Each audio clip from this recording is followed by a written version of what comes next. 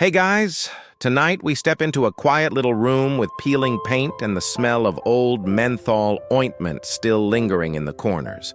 The kind of place where time walks on tiptoes. There's a fan humming too loud, a flickering bulb in the hallway, and two heavy breaths coming from the room next door. One mine, the other my father's. You'll want to brace yourself for this one because it's not exactly the kind of story you survive unchanged. So before you get comfortable, take a moment to like the video and subscribe, but only if you genuinely enjoy what I do here. And hey, let me know in the comments where you're watching from and what time it is. I always imagine someone out there listening while the rain hits the window or while insomnia keeps them company. Now dim the lights, maybe turn on a fan for that soft background hum, and let's ease into tonight's journey together. I started with nothing. And I don't mean metaphorically, I mean literally. No ring light, no mic, no content strategy, just a cracked phone and this overwhelming ache in my chest. I was 20, out of school, out of luck, and almost out of time. My parents were sick. Not the kind of sick you walk off with chicken soup and a nap. No, this was the hospital bed in the living room kind of sick. The kind where you keep all your cash in an envelope under the mattress, not for rent, but for morphine and oxygen tanks. So I tried YouTube. I didn't think it would work. I just knew I had to try something, even if it was stupid, even if I was too late. I filmed my first video on a Tuesday. It was a story I'd written a year earlier about my dad's old bike. Just my voice, no face, no visuals, barely edited. I whispered the lines because he was sleeping in the next room, and I couldn't risk waking him up with hope that wasn't real. 12 views, 1 like, 0 comments. I stared at the analytics screen like it might suddenly show a different number, like it might hand me a miracle if I begged hard enough. But all I got was silence. That, and a low rattling cough through the paper-thin wall. I kept going anyway, every night. After I finished washing the dishes and checking that my mom's fever hadn't come back, I'd crawl onto the floor with my beat-up laptop and record another video. Sometimes I'd talk about old family memories. Sometimes I'd just read from a dusty notebook of half-written poems. I didn't know what I was doing. I just knew I needed the distraction, needed to believe that someone, somewhere, might hear me before the silence swallowed everything. Once I tried to record during the day, the sunlight felt strange, like I was trespassing in a world that had moved on without me. My mom caught me talking to the camera. She didn't say anything, just smiled that thin, worn smile and shuffled back to bed. I knew she was trying not to cry. There's a historical fact I remember from school about Thomas Edison and how he tried thousands of materials before figuring out the right filament for the light bulb.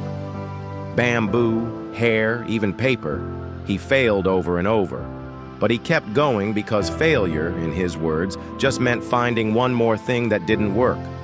I clung to that. Maybe my first videos were just bamboo filaments, smoking, burning, not quite right. But maybe eventually I'd find the one that lit up. Late one night, I made a video about my childhood birthday parties, how my parents used to make jelly cups with condensed milk and smile like nothing in the world hurt. I cried while recording, didn't cut it out, just left the shaking in my voice, the pauses, the sniffles. I figured no one would hear it anyway, but something about that video, it felt different. Like I'd finally stopped pretending to be strong and just was. I uploaded it, shut the laptop, and went to bed with the same crushing ache in my chest. The next morning, there were 23 views, then 35, then 58, still small, but not 0. A name I didn't recognize left a comment. Don't stop. This feels real. Like we're in the room with you.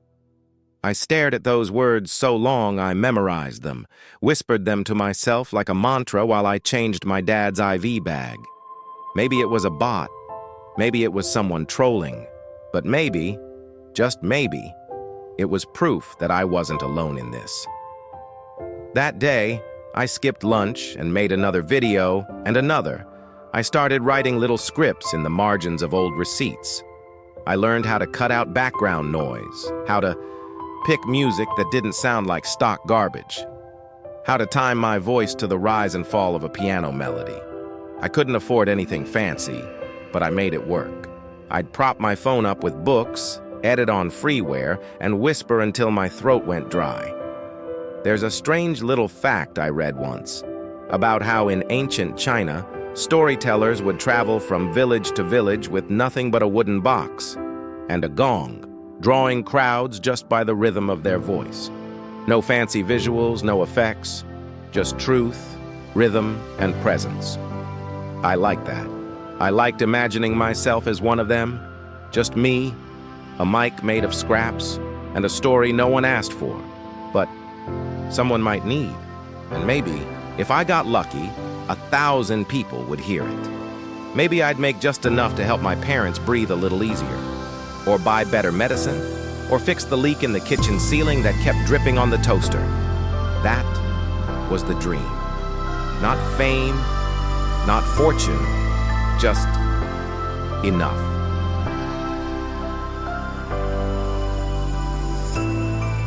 The day I hit 100 subscribers, I was elbow deep in a sink full of moldy Tupperware and half-eaten rice. My mom had been too tired to clean, and my dad had been coughing so hard the night before that he barely slept.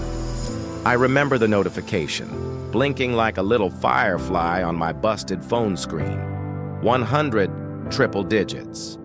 I dropped the sponge, wiped my hands on my jeans, and just stared at it. For a long moment, I didn't feel like I was in my body, like maybe I had glitched into someone else's life. Some YouTuber who had things figured out, one who didn't record under a bunk bed with a sock over the mic for soundproofing. Then I checked the comments. A few great vid and keep it up type stuff. But one stood out. It said, "Your voice reminds me of my brother. He passed." Thank you for this. I had to sit down after that. Not because of the sadness, but because it felt real. Like the stories were finally reaching people who needed them. Like maybe I wasn't just screaming into the void anymore. I wrote a reply, deleted it, wrote it again. Ended up just saying, "Thank you. I'm sorry. I hope you're okay." It wasn't much, but it was true. There's this moment in history that always stuck with me. When the Berlin Wall fell in 1989. People didn't wait for permission. They showed up with chisels and hammers and bare hands, breaking down brick by brick, just so they could be heard. Just so their voices could cross that line. Sometimes, that's what making videos felt like for me. Breaking through my own wall of fear, one tiny piece at a time. The first time I made $167 in ad revenue, I screenshot it. It was barely enough for a coffee, but to me, it felt like someone had handed me a golden coin. I showed it to my mom. She didn't really understand how YouTube worked, but she smiled like it meant something. Like it meant I could still build something from this mess. I started telling more personal stories, not because I wanted sympathy, but because they were the only ones I knew how to tell. I talked about the time my dad carried me home in the rain after I skinned my knee. About how my mom used to dance to old Vietnamese songs in the kitchen when no one was watching. About the time our power got cut and we lit candles and pretended it was a camping trip. I didn't sugarcoat things. I just tried to tell the truth, softly. There's a quirky little historical tidbit I came across. Back in the Victorian era, people used to take photos of their dead relatives and pose them like they were alive. It sounds creepy now, but back then, it was about preserving memory, about holding on to something even if it was already slipping away. That's what these videos were to me. Little memory snapshots, digital headstones, soft goodbyes, and weirdly, people connected with that. My subscriber count started rising in 2s, then 5s. One day, a bigger creator shouted me out on their story. Just a quick, "This kid's videos are like emotional acupuncture" kind of thing. But it led to over 300 new followers overnight. I didn't sleep that night. I just kept refreshing the page, reading every comment like it was sacred scripture. People were saying things like, "This made me call my mom." I cried. "Thank you for making this. Your voice calms me. I needed that today. I showed one of the comments to my dad. He was sitting up in bed, breathing through a machine that looked way too expensive for our house. He read it slowly, then handed the phone back and said, "You're helping people." I laughed. "I'm just telling stories." He looked at me. That way only dads can. Like he saw every version of me at once. Toddler, teen, broken, hopeful. And then he said, "Same thing." That night, I made a video about fear, about how it creeps into your bones, quiet like mildew, loud like overdue bills. I told the story of how I used to pretend to be asleep when my parents argued about money, how I learned to read their silences better than any book, how I stopped asking for birthday presents after I turned 11. It wasn't pity I wanted, it was connection. People responded, hard. I woke up to almost 900 views. One comment said, "This saved me tonight." I felt seen. I didn't cry. Not yet. But something heavy inside me softened, like a knot slowly untangling. You ever notice how some success stories skip all the ugly middle parts? They go from "I had nothing" to "now I'm rich and thriving" in a single breath.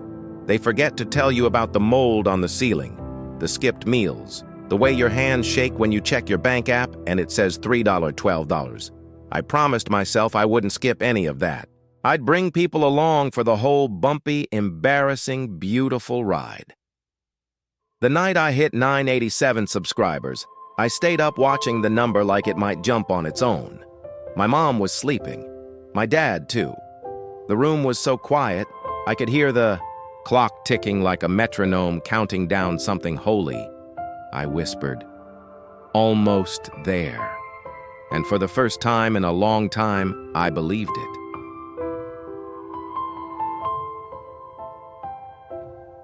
The next morning began like all the others lately, not with sunlight, but with a cold jolt of dread. I blinked up at the gray ceiling, listening to the quiet chaos of my home. A groan of wood from my parents' room, my dad's cough, wet, rattling, the kitchen faucet dripping like a clock that forgot how to tick. Everything felt slow, broken, tired. I grabbed my phone, 8 views, 2 likes, 1 comment. My heart fluttered as I opened it. This was raw. "You got talent, keep going." I read it 3 times, maybe 4. The username was something like Guitar Ghost 91. No profile pic. Probably someone halfway across the world I'd never meet. But at that moment, their words felt like a hand reaching into my chest and jump-starting my heart. I replied with a thank you, then deleted the smiley. Typed it again, paused, then finally I sent it. My laptop, barely holding itself together with duct tape and a prayer, flickered to life. The charger only worked at a weird angle, so I balanced it just right, like disarming a bomb. I opened my editing software. It coughed and stuttered, but it worked. This time, I told a story about my mom, about how she used to dance. Not professionally, but beautifully, like her body was made of music. She gave it up to raise me. Now she walks with a limp from scrubbing strangers' floors for years, cleaning toilets while her spine screamed, but her pride never did. I animated stick figures, added transitions. The end result looked like something made by a kid with a cracked phone and too many feelings, but it was honest. And maybe honesty has its own strange gravity. I uploaded the video and waited. 47 views, 7 likes, 3 comments. I felt my heart remember what hope felt like. I replied to each comment like it was a holy relic. For a few minutes, I forgot the empty fridge, the rent notice, the sound my dad made when he breathed, like a balloon slowly leaking. That night, Mom found me editing in the dark. She didn't say anything, just placed her hand on my shoulder. Her touch was trembling, or maybe it was mine. She asked quietly, "Is it working?" I didn't lie this time. Maybe. She nodded. That was enough for her, at least for now. In the following days, something unexpected happened. People started sharing the video. Not viral, but someone posted it on Reddit, someone else on Discord, then TikTok. People commented that it made them cry, that it reminded them of their own moms, that I had a soothing voice. That one made me laugh. If only they knew. So much of that voice is just pain, wrapped in quiet. Then a YouTuber with 20,000 subscribers reacted to it, called it gut-wrenching but beautiful. I gained 130 subscribers in one day. I still wasn't at 1,000, but for the first time, that number didn't feel like a fantasy anymore. One comment hit harder than the rest.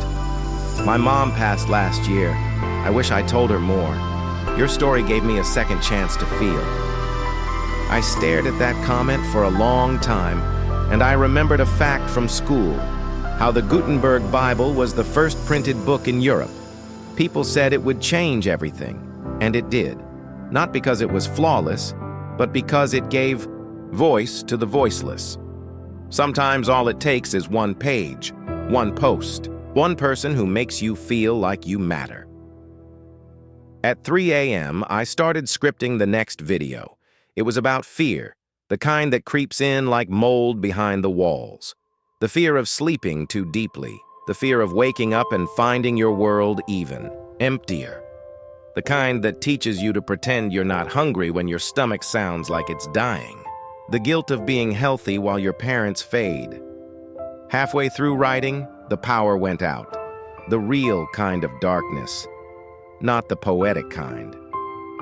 I lit a candle, whispered the rest of the script into a voice recorder app. It wasn't ideal, but then, again, nothing in my life was. I posted the video the next morning from a cafe with free Wi-Fi. I didn't buy anything, just asked for water. The barista didn't say anything. I loved her for that. Within the first hour, the video had 200 views. Someone donated $5 on Ko-fi.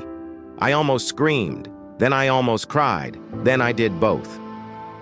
I walked home through streets that still felt harsh, but maybe a little less cruel.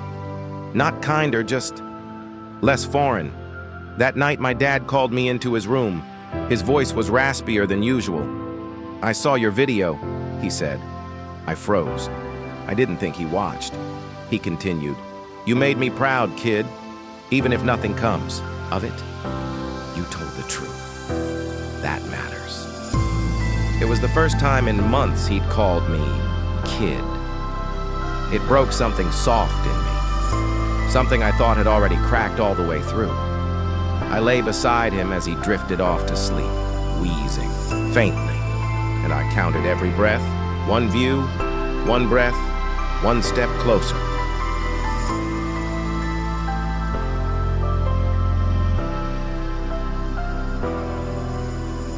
I kept going. I didn't know what else to do. Day after day, night after night, I wrote, edited, posted, waited. The cycle became ritual. I'd sit cross-legged in the dark, screen brightness turned low to save my eyes and my sanity. The fan. Overhead buzzed like a moth trapped in a light fixture. Sometimes I spoke into the mic like I was talking to a friend I hadn't met yet. Other times I just cried while rendering the video, but still, I kept going.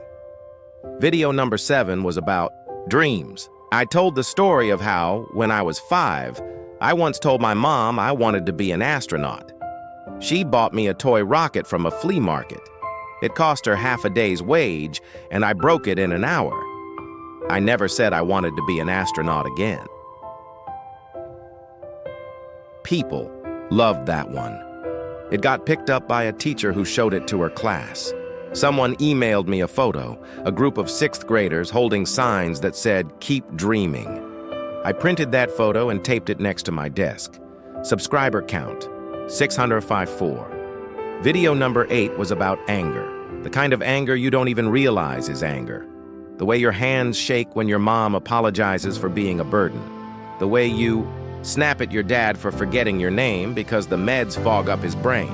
I talked about the guilt that follows the anger and how you try to forgive yourself, but don't always know how. A nurse shared that one. A stranger from Malaysia messaged me and said, "I didn't know anyone else felt this way." Neither did I. Subscriber count, 727, then came video number, 9. I titled it, "When You Can't Afford to Dream Anymore." I recorded it in one take, no script, just raw, just me. Telling the truth, I said, "Sometimes it feels like my dreams cost too much. Not just money, but time, energy, sanity, and my parents. They're the interest I can't afford to pay. Every second I spend chasing a future, they're losing seconds of theirs, and it kills me."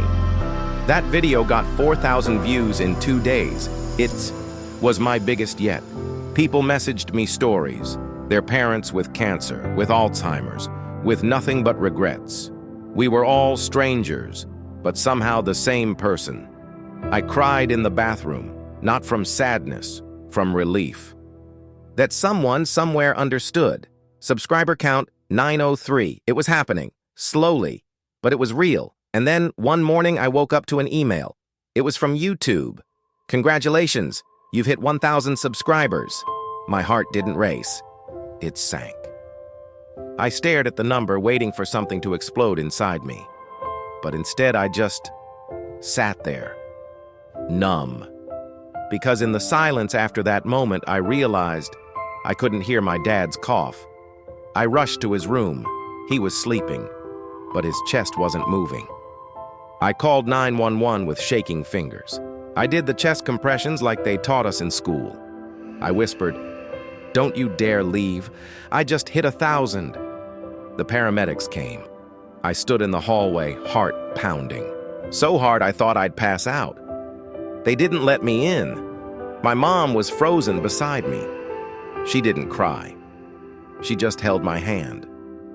So tight it hurt. I didn't pull away. Hours passed. They said words like heart failure and do not resuscitate, and he went peacefully. I didn't believe them. I still don't. The day I hit 1,000 subscribers was the day I lost my father. I posted about it. Not a video, just a black screen, white text. "Thank you. I made it." But he didn't. The response was overwhelming. Thousands of people. Condolences, prayers, donations. Someone even offered to help pay for the funeral.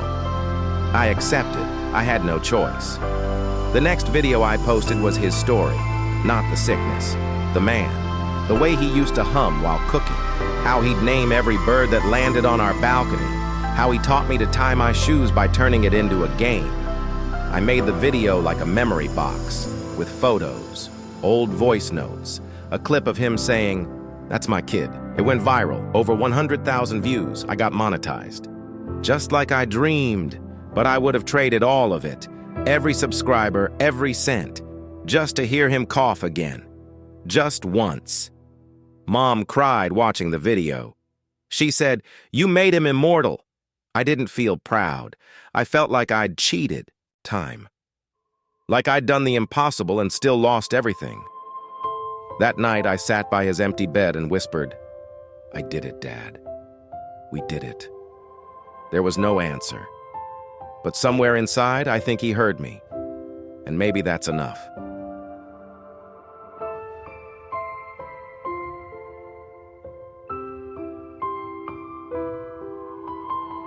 The days that followed were a blur. Grief has a strange way of making time feel both frozen and frantic. I moved through each hour like I was underwater, hearing everything muffled, seeing everything in slow motion. But the internet kept moving. The notifications didn't stop. My subscriber count passed 2,000 in a week. People weren't just watching, they were listening, they were sharing, they were telling their own stories, tagging me, thanking me for being real. I didn't feel real. I felt like a ghost. One evening, I sat with Mom on the balcony. We hadn't done that in years. The sky was bruised purple, and the air was thick with the smell of the neighbor's dinner. Mom handed me a small box.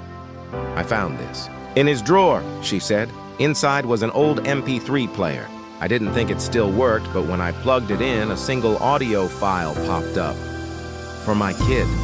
I hit play. My father's voice came through, grainy but clear.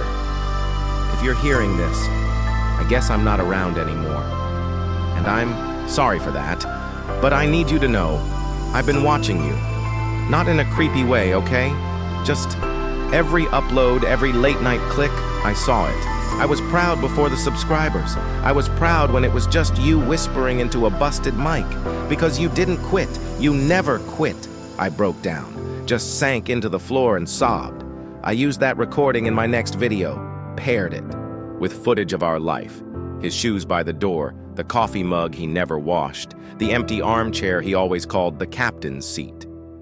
I ended the video with his laugh. Just one soft, wheezy chuckle. It was everything. It passed 1 million views. By now, people were calling me that kid from the Story Channel. I got interview requests, podcast invites, even a small check from YouTube. Nothing huge, but enough to pay one of the medical bills still haunting the kitchen counter. Enough to buy groceries. Enough to keep the lights on. Mom smiled for the first time in weeks when she saw the electricity bill paid in full. We celebrated with instant noodles and one candle. That's when the nightmares started. I'd wake up gasping, heart racing, drenched in sweat, but not because of my dad, because of what came after. I started seeing numbers on my screen. Millions. Then nothing. Likes vanished. Comments disappeared mid-scroll. Sponsors pulled out before they even contacted me. I'd dream of hitting upload, and nothing would happen. Just silence. No views, no audience, no meaning, because I'd built all this on grief. And now I didn't know who I was without it. Was I just a sad story people liked for 5 minutes? A digital sympathy card they tossed in the recycle bin when they felt better? I didn't want to be a tragedy, so I pivoted. Video 12 was about hope. I showed my mom painting again for the first time in years. I filmed our balcony garden. I recorded the sound of rain on our roof and let it play for 10 minutes straight. No talking, just peace. People responded, some unsubscribed. Said I'd changed, but others stayed. They said I was healing, and that made them feel like they could too. Subscriber count, 7,000. The email came a week later. A brand wanted to sponsor a video, not much, just a wellness app, but it felt surreal. Like being handed a new pen after writing with broken pencils for years. That night I slept well. No dreams, just quiet. And then I woke up, back in my old bed, the cracked ceiling above me, the hole in the curtain letting light leak through like a forgotten memory. No laptop, no videos, no subscribers, just me and silence. I stumbled into the kitchen. Mom wasn't there. Neither was Dad. The fridge was empty. No leftovers, no voice messages, no donation links or viral posts. I opened my phone, no YouTube channel, no comments, no Guitar Ghost 91, no one. Just a blank screen, asking me to log in. And that's when I realized it had all been a dream. Every video, every like, every cry, laugh, donate, repeat. It was my mind's way of surviving the unbearable. My brain stitching together a story to make sense of the silence. Because sometimes the truth is too heavy to carry without wrapping it in fiction. The real truth? My parents are gone. I'm still here. No money, no subscribers, no miracles. But I remember the dream. I remember how it felt to believe my words mattered. That I could make someone cry, smile, feel seen. That I could turn grief into art. That I could survive. And maybe that's enough. Maybe tonight I'll write again. Maybe this time for real. You sit in the quiet, the kind that hums gently like the pause between raindrops. Your hands rest on the keyboard, not typing, just holding the weight of 1,000 unsaid things. There's no rush now, no algorithm watching, no numbers ticking. Behind the scenes, just you and the truth. And the truth is, Grief never leaves, it just changes shape. Some days it's a dull ache, like the soreness after a long walk home. Other days it flares sharp, when a familiar song plays or a scent drifts by, or someone says a phrase that used to belong to someone who no longer breathes. But in that dream, you were brave. You told your story. You touched lives. You made people feel less alone. And now that you're awake, you carry that power with you. It wasn't about the views, or the money, or even the subscribers. It was about you, learning that your voice has gravity.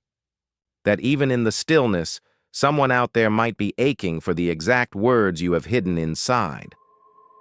So tonight, maybe you light a candle, open that busted notebook, or click into a blank Word doc that stared you down for weeks.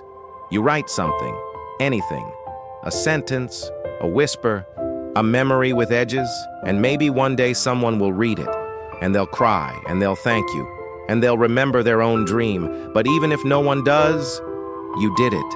You kept going. So rest now. Let your shoulders unclench. Let the silence cradle you instead of haunt you.